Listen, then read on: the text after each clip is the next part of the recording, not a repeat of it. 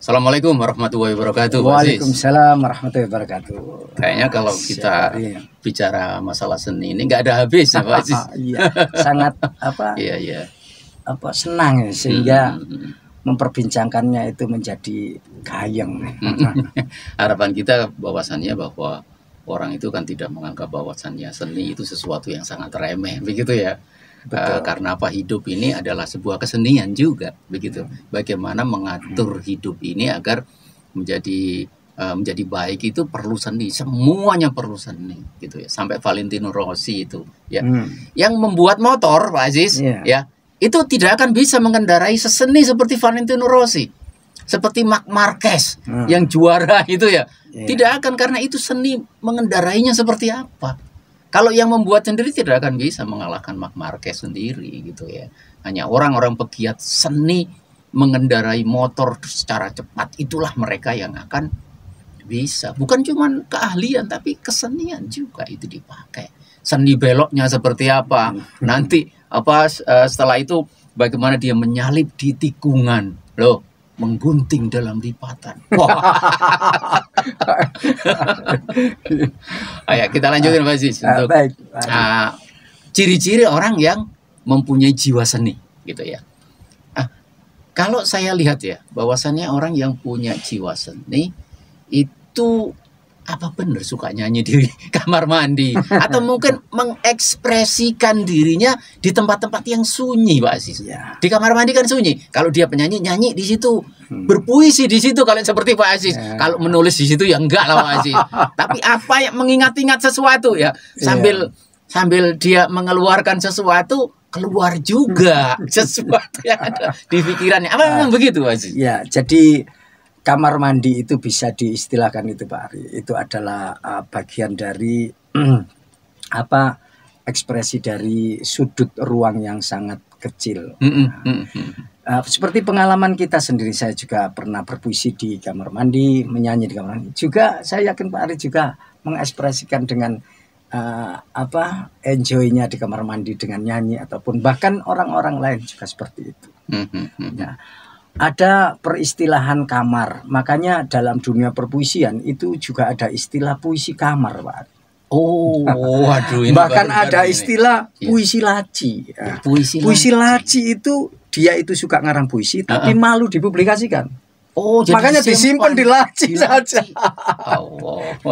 Nah, kalau bahkan ada puisi kamar, jadi enjoy, dinikmati sendiri. Orang lain tidak diajak-ajak untuk bersenang-senang dengan nyanyinya, dengan puisinya. Nah, itu makanya itu adalah seniman yang malu-malu ini. Bisa jadi itu sama pemaknaannya kira-kira begitu. Jadi itulah itu istilah saja. Seniman malu-malu, seniman yang kayaknya kurang pede. Kurang pede gitu ya. Kalau Pak Haji kan pede. Jadi sampai bisa menulis seperti itu, sampai juara. Jadi tertempa. Jadi dulu juga bermula dari kamar, kemudian berani mempublikasikan. Ada fasenya. Ya.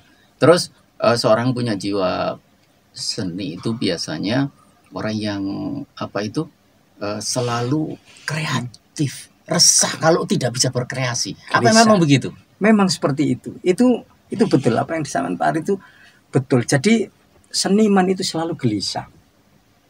Bahkan gelisah itu ibaratnya orang, ini gambarannya sederhana, kalau dalam dunia masakan.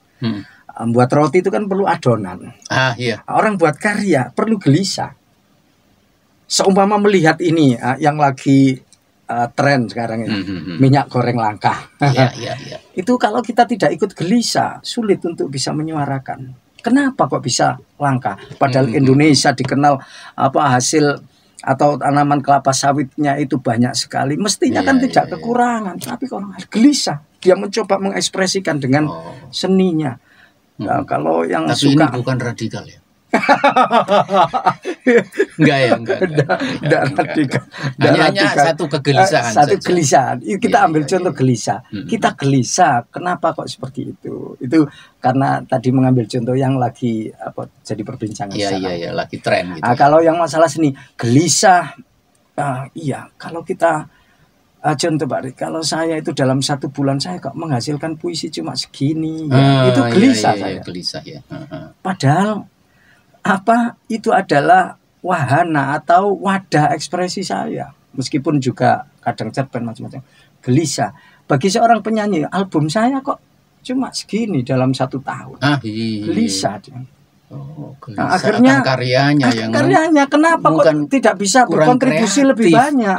Nah, bahkan padahal ciri-cirinya itu benar kamu seniman, kok kurang kreatif? Kreatif itu biasanya ditunjukkan dengan produktivitas, Mas. Iya. Mau disebut kamu insan kreatif tapi produktivitasnya kurang. Nah, ini juga. Jadi kegelisahan itu menjadi satu hal yang sangat penting bagi seorang kreator. Nah, terus atau seniman. Pak Aziz, kalau saya melihat para seniman begitu ya, kok ngomongnya lepas seperti Pak Aziz, seperti saya ini ngomongnya lepas aja ya, enak gitu loh ya, enak gitu loh. Terus apa memang semua seniman sejati itu mempunyai selera humor yang tinggi, yang baik, ya, terus bisa menempatkan diri dengan orang lain gitu? Iya, betul Pak Hari, itu betul. Jadi seorang seniman itu yang mampu memunculkan humor atau punya sense of humornya tinggi, itu seniman yang kelasnya sudah bagus. Kalau yang masih serius, metenteng, speneng, itu nampaknya di bawahnya yang pandai humor. Mereka yang seniman yang mampu juga mencetuskan humornya, itu sudah kelasnya sudah tinggi.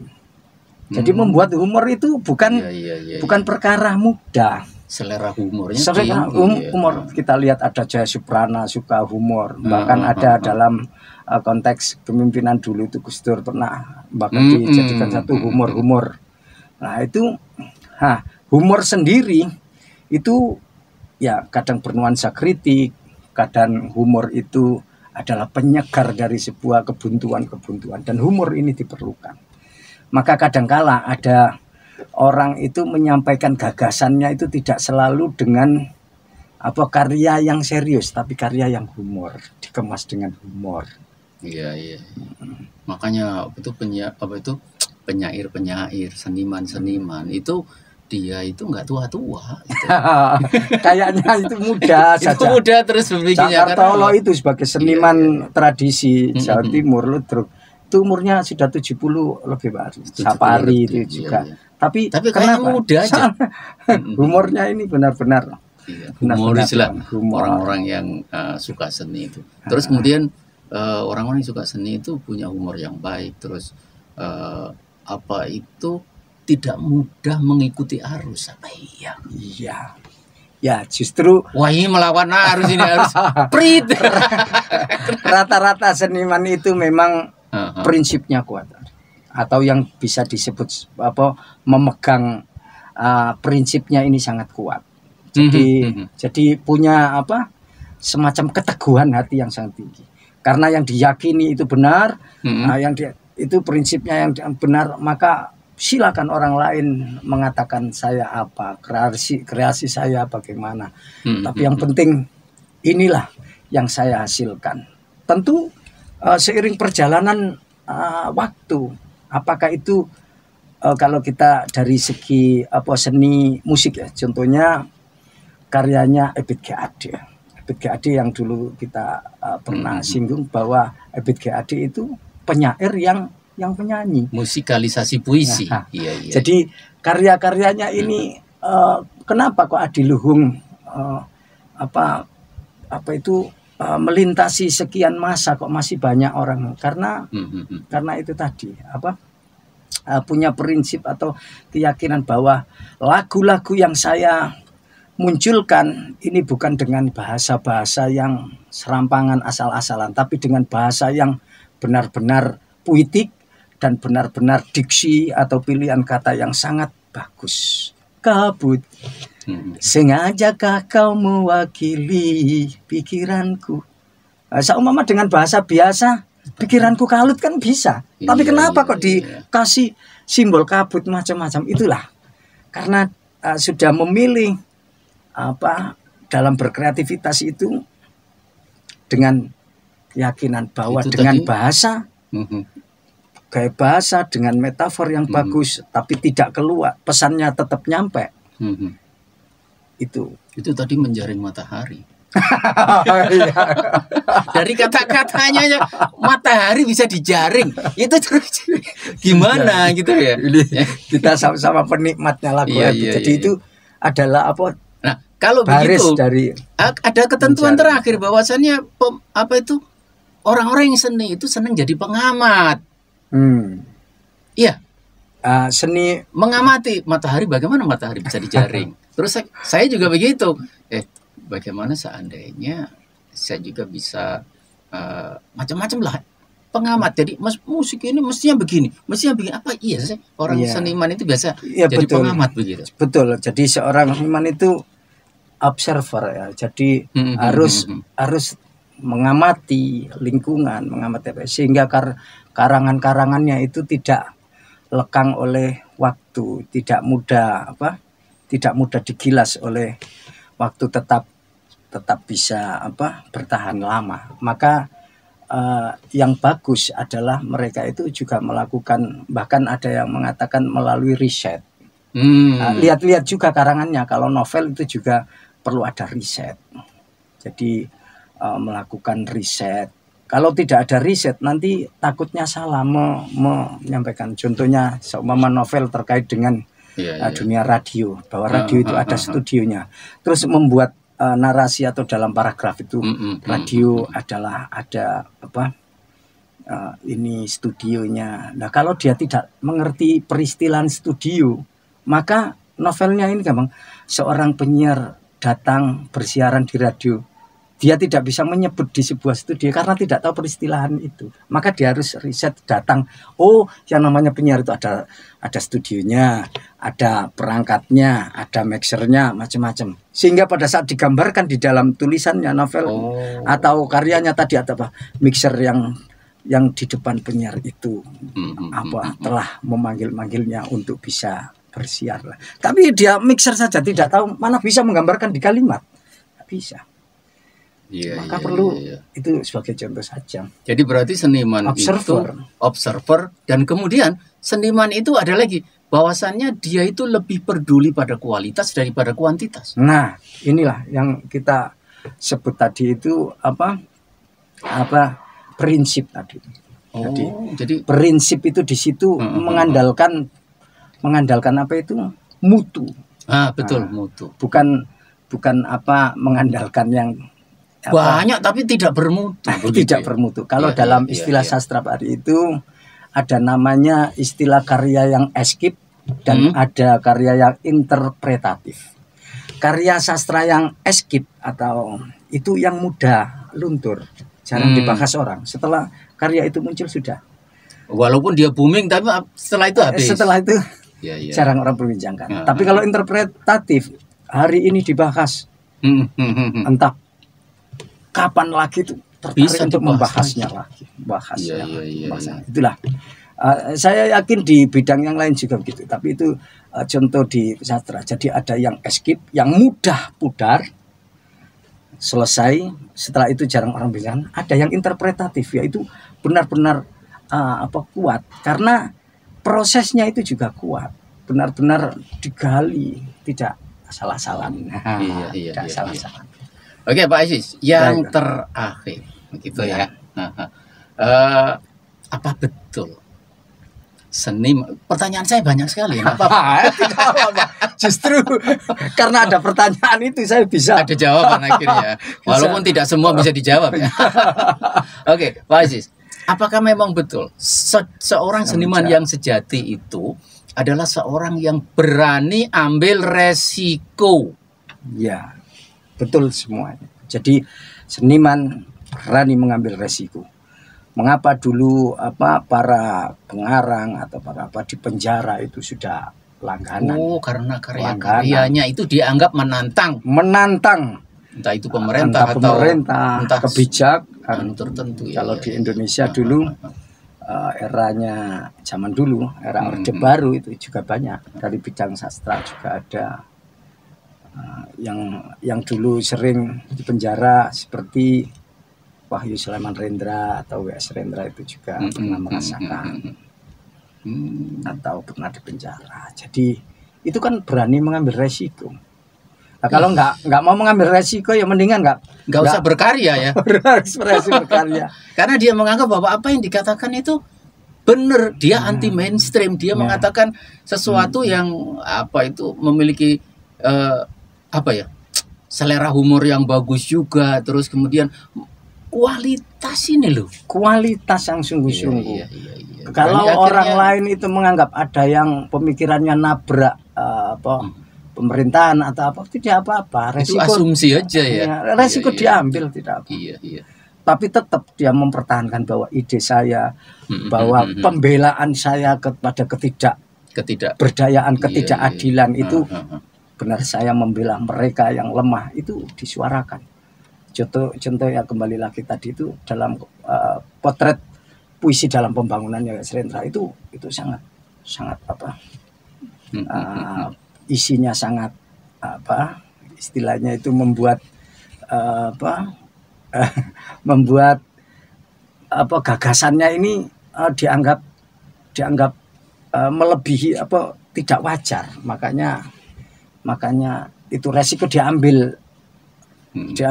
Artinya ya memang betul seniman itu berani dengan resiko, dan banyak seniman yang lain yang mengalami kemiripan itu.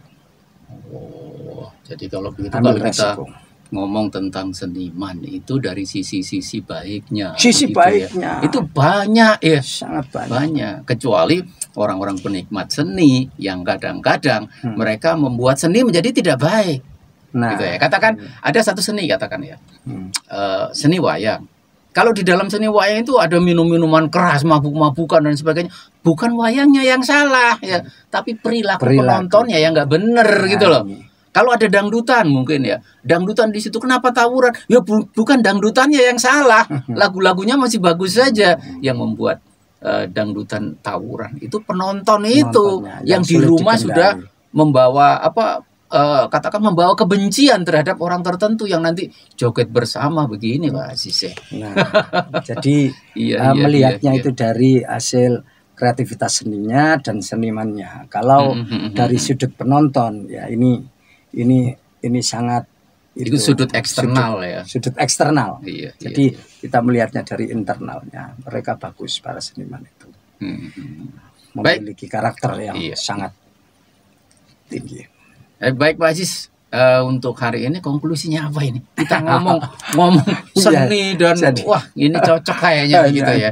Jadi setidaknya gini Pak Ari. Jadi untuk bisa mengetahui seni maka harus masuk ke dalam wilayah seni itu, sehingga tidak berpersepsi macam-macam. Kalau kita tahu maka ternyata seni itu benar-benar indah dan memberikan kemanfaatan.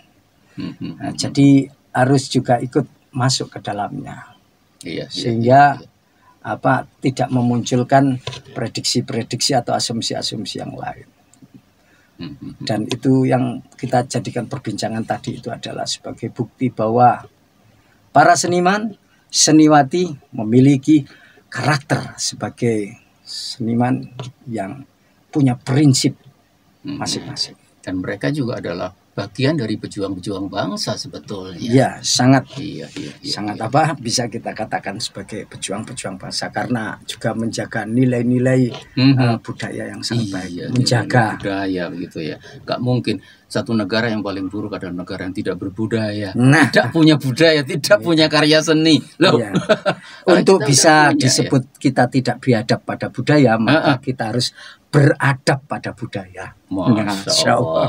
Alhamdulillah. Kata-kata yang paling tinggi. Baik. Oke, Pak Aziz, terima kasih atas kedatangannya dan untuk perbincangan tentang mereka yang berjiwa seni, terus mereka yang dulu pertama itu yang tidak berjiwa seni gitu ya.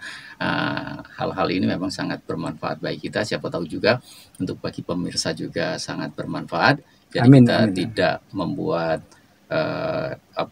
sesuatu yang tidak baik, padahal kita nggak ngerti gitu ya. Mengerti dulu, baru kita memahami dan kita tafahum, saling memahami. Saling gitu ya. memahami itu Baik. adalah puncak hal yang baik, yaitu faham. Faham ya. Baik, kita akhiri Pak Aziz dengan Baik, kafaratul Pak Ari. majelis. Subhanakallahumma wa bihamdika asyhadu an la ilaha illa anta astaghfiruka wa atubu ilaik. Assalamualaikum warahmatullahi wabarakatuh. Waalaikumsalam warahmatullahi wabarakatuh.